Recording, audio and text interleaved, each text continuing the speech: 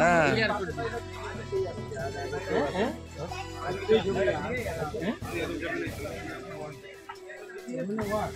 এরপরে আবার কত বিভিন্ন চাষবাস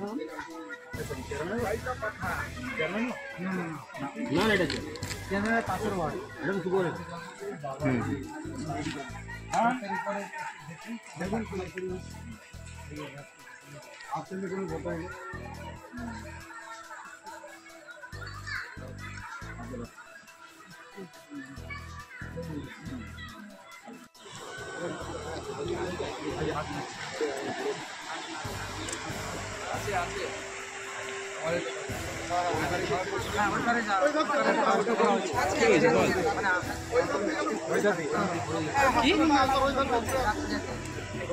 দাঁড়া না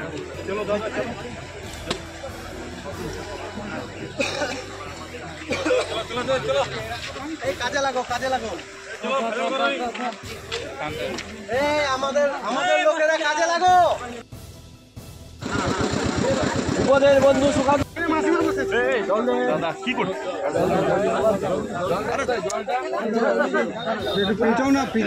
সামনে ঢুকছো না তোমরা মোবাইলটা ঢুকছে চলো আছে দেখে যাবে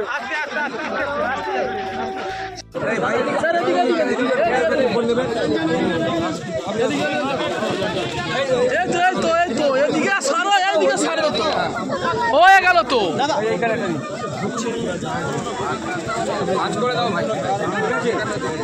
তুমি যাদের হচ্ছে সরে যাও দাদা সামনে থেকে সরে যাও বাকিটা আপনারা দিন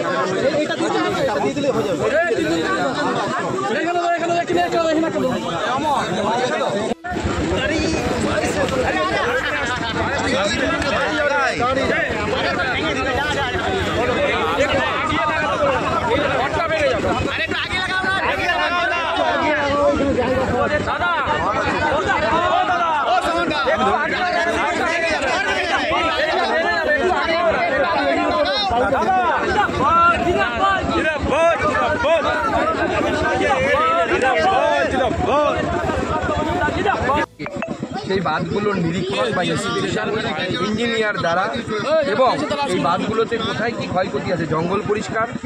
এবং তার সাথে কোথায় ঘোপ অর্থাৎ বাঁধের কোথায় ফাটল হয়ে আছে গর্ত হয়ে আছে সেগুলো দেখা এই আগামী 1 বছর ধরে বন্যা নেমে যাওয়ার পর হওয়া উচিত, বিশেষত বর্ষাকাল আসার আগে হওয়া উচিত। কিন্তু প্রত্যেকবার আমরা দেখি কিছু হয় না।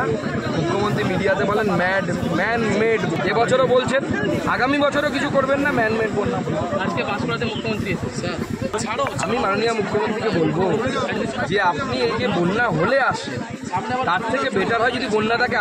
আটকানো যায়। বন্যা হলে আপনি আসবেন, আমি আসবো, এতে মানুষের লাভ কিছু হবে না,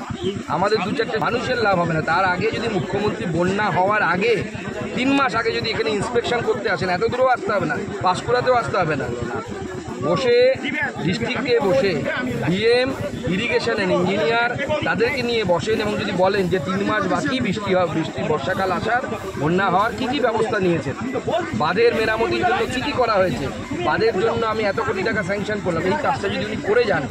জেলা প্রশাসনিক ভবন থেকে, তাহলে পরে মাননীয় মুখ্যমন্ত্রীকেও আর আসতে হবে না, কাউকে আসতে হবে। কেন্দ্র সরকারের উপরে দায়িত্ব সে তো উনি দেখুন, ওনার সবসময় অন্যের ঘাড়েই দায়িত্ব, উনি তো নিজের ঘাড়ে কোনো দায়ী নেন না, যা বলবেন উনি অন্যের ঘাড়ে দায়ী, যাই বলুন ওনাকে চাকরি হচ্ছে না কেন, অমুকে কেস